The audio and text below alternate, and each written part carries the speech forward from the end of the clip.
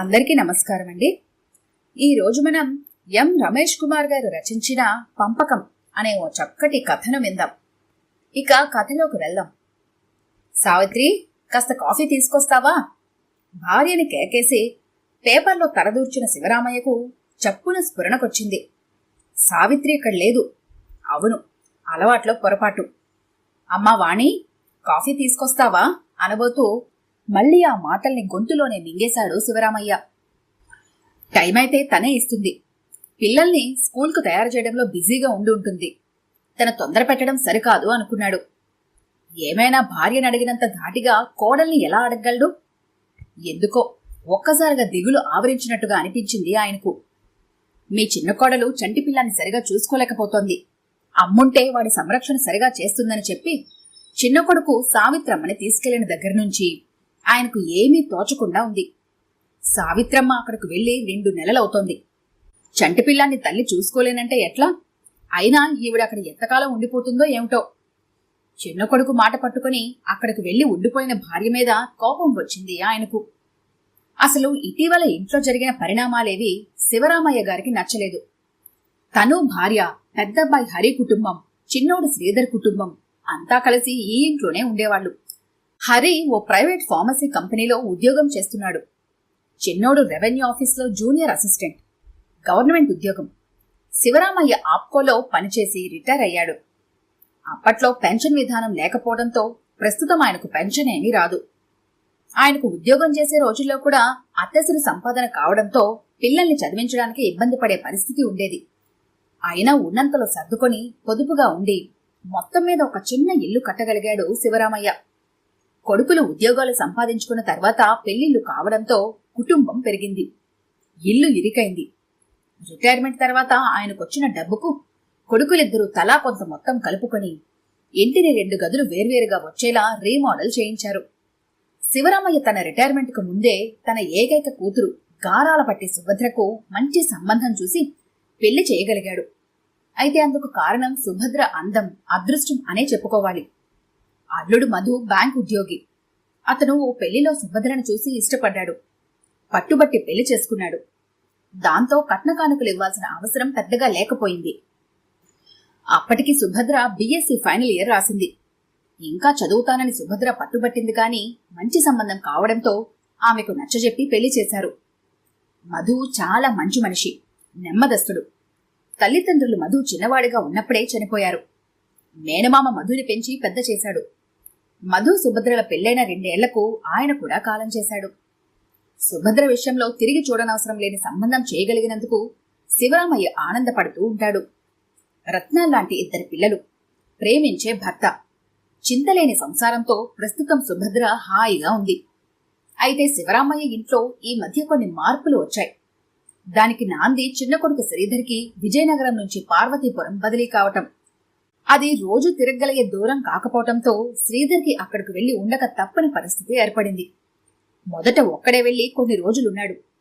అయితే వంట రాకపోవడంతో, హోటల్ భోజనం పడకపోవడంతో ఇబ్బంది అయింది. దాంతో భార్యని చంటి పిల్లాన్ని తీసుకెళ్లక తప్పలేదు. అయితే ఈ క్రమంలో కొన్ని సంఘటనలు జరిగాయి. శ్రీధర్ ఈ విషయంలో ముందుగా ఆలోచన చేశాడు. తను బయటికెళ్తున్నాడు. అద్దె ఇచ్చి ఇంకో ఇంట్లో ఉండక తప్పదు. అలాగని అన్నయ్య సొంత ఇంట్లో ఉంటున్నాడు కాబట్టి తన అద్దెలో సగం కట్టమని అడగలేడు. అందుకని ఇంటి విషయంలో ఓ మాట అనుకుంటే బావుంటుందేమో అనుకున్నాడు.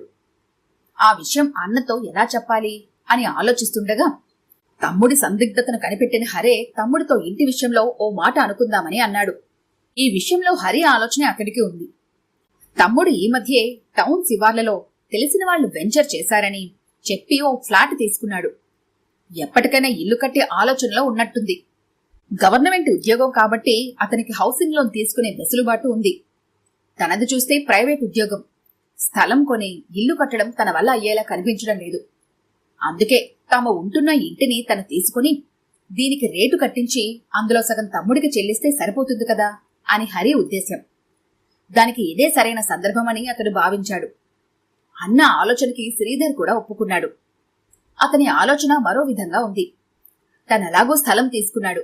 ఇంటికి రేటు కట్టించి అందులో సగం హరి తనకిస్తే తాను మరికొంత లోన్ పెట్టుకుని ఆ స్థలంలో తను కోరుకున్న విధంగా ఇల్లు కట్టించుకోవచ్చు. ఎలాగూ నాన్న ఖాళీగానే ఉన్నాడు కాబట్టి దగ్గరుండి ఇల్లు కట్టించే బాధ్యతను ఆయనకు అప్పగించవచ్చు. శ్రీధర్ ఆలోచనలు ఈ రకంగా సాగాయి. ఇంట్లో వాళ్ళందర్నీ ఓ రోజు కూర్చోబెట్టి ఈ నిర్ణయం చెప్పారు అన్నదమ్ములు.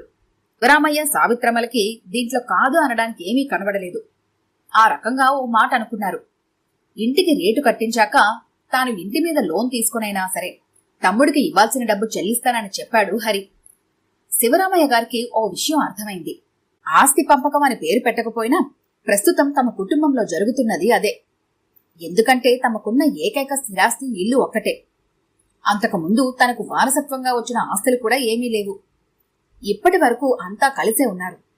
తామంతా ఒకే కుటుంబం అనే భావన ఉండేది. ఎప్పుడైతే ఆస్తి పంపకాలు పూర్తయి ఉమ్మడి అన్న భావన పోతుందో అప్పటి నుంచి తమ కుటుంబం మధ్య అన్యోన్యత ఇంతకు ముందులానే ఉంటుందా అని ఆయన అనుమానం. ఈ విషయంలో ఆయనకి మరో అసంతృప్తి కూడా ఉంది. సుభద్ర పెళ్లి సందర్భంగా అల్లుడికి తాము పెద్దగా ముట్టజెప్పిందేమీ లేదు.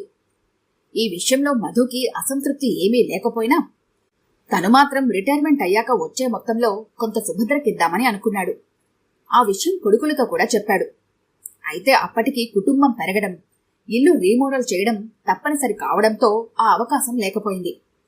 ఇప్పుడు ఇల్లు వాటాలేసుకునే సమయంలో కూడా సుభద్ర గురించి కొడుకులిద్దరూ ఏమీ ప్రస్తావించకపోవడం ఆయన అసంతృప్తికి కారణం. అయితే ఆయన దాన్ని బయటపడనివ్వలేదు. శివరామయ్యకి ఈ మధ్యన తరచూ భార్య కేసి మనసు మళ్ళుతోంది. సావిత్రి అక్కడికి వెళ్లిన నెల తర్వాత ఓసారి పెద్దాడి దగ్గరికి వెళ్ళొస్తానంటూ ఇక్కడికి వచ్చింది. నిజానికి అది తన మీద బెంగే అని ఆయనకి తెలుసు. పెళ్ళయ్యాక ఈ వయసు వరకు కూడా ఎప్పుడూ ఇన్ని రోజులు ఆయన సావిత్రిని వదిలి ఉన్నది లేదు. కాన్పుకి పుట్టింటికి వెళ్ళినప్పుడు కూడా కనీసం 10 రోజులకు ఒకసారి వెళ్లి చూసి వస్తుండేవాడు. ఇన్ని రోజులు ఆమెను చూడకుండా ఉండటం ఇదే ప్రథమం. అయితే సావిత్రి హరి దగ్గరకు వచ్చి 2 రోజులన్నా కాకముందే అమ్మని రమ్మంటూ శ్రీధర్ నుంచి ఫోన్లు. నిజమేనండి, ఇక్కడ మేము రాగిణికి పెద్దగా పనులు చెప్పేవాళ్లమే కాదు, అంతా నేను వాణియే చూసుకునేవాళ్ళం. మరిప్పుడు ఇల్లు చక్కబెట్టుకుని పిల్లాన్ని చూసుకోవాలంటే అలవాటయ్యేదాకా కష్టమే కదా అంటూ చిన్న కోడల్ని సమర్థించి ఈవిడ బయలుదేరి వెళ్ళిపోయింది. శివరామయ్యకు మాత్రం చిర్రెత్తుకొచ్చింది. నువ్వొక్కడే ఉండి పనులన్నీ చూసుకుంటూ ఉంటే ఇంకా ఆవిడకెప్పుడు అలవాటవుతుంది అన్నాడుగాని సావిత్రమ్మ పట్టించుకోలేదు. సావిత్రమ్మ లేకపోవడంతో శివరామయ్యకి ఏమీ తోచడం లేదు. ప్రతి పనికి తడుముకుంటున్నట్టుగా ఉంది. ఈవిన్నింకా ఎన్ని రోజులు ఉంచుతాడో వీడు. చిన్న కొడుకు నిర్దేశించి అసహనంగా అనుకున్నాడు ఆయన. పిల్లలకు వేసవి సెలవులు రావడంతో శివరామయ్య కూతురు సుభద్ర ముందు చిన్నన్నయ్య ఇంటికి పార్వతీపురం వెళ్ళింది. పిల్లలు చదువుతున్న కాన్వెంట్లోనే ఆమె టీచర్గా పనిచేస్తోంది. అందుకని పిల్లలకు సెలవులొస్తే ఆమెకి సెలవులే. శ్రీధర్ ఇంట్లో 4 రోజులున్న తర్వాత సావిత్రమ్మని వెంటబెట్టుకుని హరి దగ్గరికి వచ్చింది సుభద్ర. ఇంటిని పంపకాలు చేసుకున్నా గాని సుభద్రకు ఏమీ ముట్టజెప్పలేకపోవడం పట్ల హరికి మనసులో కొంత ఇబ్బందిగానే ఉంది. తండ్రి రిటైర్మెంట్ డబ్బు నుంచి కొంత చెల్లెలికి ఇవ్వాలని అనుకుని ఇవ్వలేకపోవడం కూడా అతడికి గుర్తుంది. సుభద్ర ఉన్న 4 రోజులు సందడిగా గడిచిపోయాయి. అమ్మా నాన్నల్ని నాతో పాటు తీసుకెళ్లి 4 రోజులుంచుతాను, చిన్నన్నయ్య కూడా చెప్పాను అని చెప్పి శివరామయ్య సావిత్రమ్మలు ఇప్పుడెందుకమ్మా అంటున్నా వినకుండా తనతో పాటు తీసుకెళ్లింది సుభద్ర. 4 రోజుల తర్వాత అమ్మా నాన్నల్ని ఎప్పుడు పంపిస్తున్నావమ్మా అంటూ సుభద్రకు ఫోన్ చేశాడు హరి. 2 రోజులు పోయాక వస్తారులే అంటూ నిన్నో మాట అడగాలన్నయ్యా అంది సుభద్ర. ఏమిటమ్మా అది అడిగాడు హరి. ఇల్లు వాటాలు వేసుకున్నారు. సరే, మరి ఆ సందర్భంలో నేను గుర్తులేనా అన్నయ్య? చెల్లెలు అడిగిన దానికి ఏమనాలో తోచక తబ్బిబ్బుపడి నవ్వేశాడు హరి. మీరేం అనకపోయినా మిమ్మల్ని అడిగి తీసుకునే హక్కు నాకుందనే అనుకుంటున్నాను. ఏమంటావు అన్నయ్య అడిగింది సుభద్ర. ఇంతకీ నీకేం కావాలో చెప్పమ్మా అడిగాడు హరి. ఫోన్లో చెప్పలేను గాని ఓ ఉత్తరం రాస్తాను, నాకేం కావాలో అందులో రాస్తాను నవ్వుతూ అంది సుభద్ర. ఉత్తరమా అని ఆశ్చర్యపడి సరేనమ్మా అన్నాడు హరి. సుభద్ర మాటలు అతనికి అమితాశ్చర్యాన్ని కలిగించాయి. అతనికే కాదు, వానికి ఫోన్ ద్వారా సంగతి తెలుసుకున్న శ్రీధర్, రాగిణిలు కూడా అంతే ఆశ్చర్యం కలిగింది. మామయ్య గారికి ఫోన్ చేసి మాట్లాడి సంగతేమిటో కనుక్కుంటే బావుంటుంది కదా అని వాణి చెప్పినా ఉత్తరం వచ్చాక చూద్దాంలే అంటూ దాటివేశాడు హరి. చివరికి అంతా ఎదురుచూస్తున్న ఆ ఉత్తరం రానే వచ్చింది. ఆత్రంగా తెరిచి చూశాడు హరి. అన్నయ్యకు సుభద్ర వ్రాయునది. అన్నయ్య, నేను మొన్న చిన్నన్నయ్య దగ్గర నుంచి మీ ఇంటికి రాగానే ఓ మాట అన్నావు నువ్వు. గుర్తుందా? నాన్న ఈ మధ్య ఏమిటో పరాగ్గా ఉంటున్నారమ్మా. వేళకి భోజనం చేయాలన్న ధ్యాస కూడా ఉండటం లేదు. మందులు కూడా ఎన్నిసార్లు గుర్తు చేసినా మర్చిపోతున్నారు అన్నావు. అలా ఎందుకుంటున్నారో ఏమైనా ఆలోచించావా? చిన్నన్నయ్య ఇంటి దగ్గర ఉన్న 4 రోజుల్లో నేను గమనించిందేమిటంటే, అమ్మ కూడా మునుపటంత హుషారుగా లేదని, తను కూడా పరధ్యానంగా ఉండటం నా దృష్టిని దాటిపోలేదు. అంతేకాదు, అక్కడ నాకింకో విషయం కూడా తెలిసొచ్చింది. చిన్నన్నయ్య వదినతో అంటున్న మాటలు అనుకోకుండా నా చెవిన పడ్డాయి.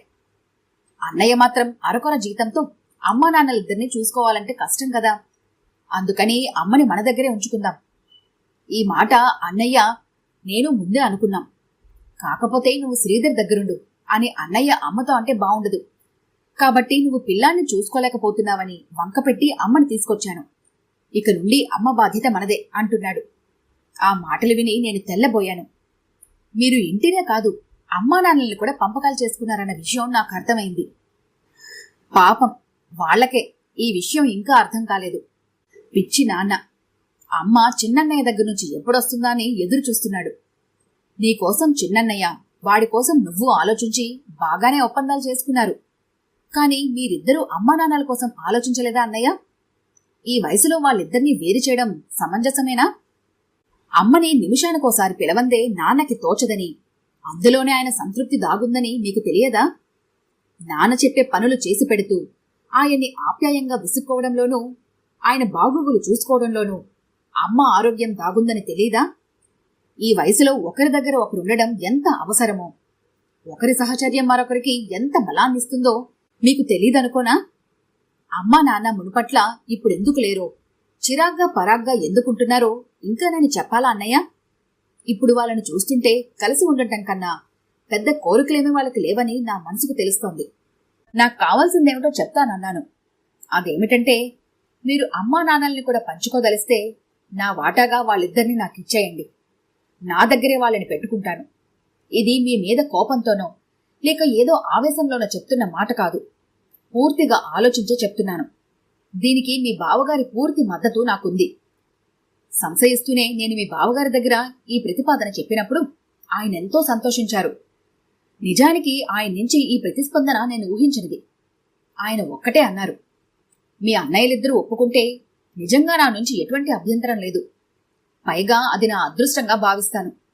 అంతేకాదు, అమ్మా నాన్నలకు కూడా ఆయన ఈ విషయం చెప్పి మీ అబ్బాయిలు అంగీకరిస్తే నా మాట కాదనద్దంటూ ఒట్టు పెట్టించుకున్నారు కూడా. అన్నయ్య, బావగారి సంగతి మీకు తెలుసు. తన వైపు నుంచి ఆత్మీయ బంధువులెవరూ లేకపోవడం ఆయన ఎంతో బాధిస్తోంది. పెంచి పెద్ద చేసిన మేనమామ కూడా చనిపోయాక ఆయన మరీ బాధపడుతున్నారు. ఈ విషయంలో నేను ఎంత చెప్పినా ఆయన సమాధాన పడలేకపోయారు. బహుశా అందుకే ఆయన నా ఈ ఆలోచనకు పూర్తి మద్దతునిచ్చారు. ఇంట్లో తమకంటూ పెద్ద దిక్కు ఉందని చెప్పుకోవడానికి ఆయన ఎంతో సంతోషంగా ఫీల్ అవుతున్నారు. మీరు ఒప్పుకుంటారనే ఆయన కూడా ఆశపడుతున్నారు. నిర్ణయం ఇంకా మీ చేతుల్లోనే ఉంది. 2 కొడుకులుండి కూడా తల్లి తండ్రి కూతురు దగ్గర ఉంటున్నారని ఎవరైనా అనుకుంటారేమో అంటే నేనేం సమాధానం చెప్పలేను. మన గురించి తెలిసిన వాళ్ళు మనల్ని అర్థం చేసుకుంటే చాలు. అందరి గురించి ఆలోచించవలసిన అవసరం మనకు లేదని నా నమ్మకం. పెళ్ళైన తర్వాత ఫలానాది కావాలంటూ ఎన్నడూ మిమ్మల్ని కోరింది లేదు. ఈ రోజు నేను అడుగుతున్న ఈ కోరికను కాదనరనే భావిస్తున్నాను. ఈ విషయం గురించి చిన్నన్నయ్యతో మాట్లాడు. మీ నిర్ణయం కోసమే మేము ఎదురు చూస్తూ ఉంటాం. ఈ విషయాలన్నీ మీతో ముఖాముఖి చెప్పలేనేమో అని భయపడే ఉత్తరం ద్వారా తెలియజేస్తున్నాను. మిమ్మల్ని నొప్పించే విధంగా ఏమైనా రాసి ఉంటే క్షమించమని కోరుతున్నాను. మీ నిర్ణయం కోసం ఎదురు చూస్తూ నీ ప్రియమైన చెల్లెలు సుభద్ర. చదవడం ముగించిన హరి మనసులో కల్లోల భావన తరంగాలేవో వెల్లువెత్తాయి. వాక్యాలు కొన్ని అతడికి కనిపించని వాతలు పెట్టాయి. ఏదో అపరాధ భావం అతన్ని కొట్టుమిట్టాడేలా చేసింది. సుభద్ర ఏమడుగుతుందో అని ఒకంత ఆందోళనగా, మరోపక్క ఆసక్తిగా ఎదురుచూసిన అతడికి ఇప్పుడు తను అడిగిన దానికి ఎలా ప్రతిస్పందించాలో తెలియక ఆలోచిస్తూ ఉండిపోయాడు. ఈ కథ కనుక మీకు నచ్చినట్లయితే లైక్ చేయండి, షేర్ చేయండి. మరిన్ని ఇంట్రెస్టింగ్ కథల కోసం మా ఛానల్ని తప్పకుండా సబ్స్క్రైబ్ చేసుకోండి.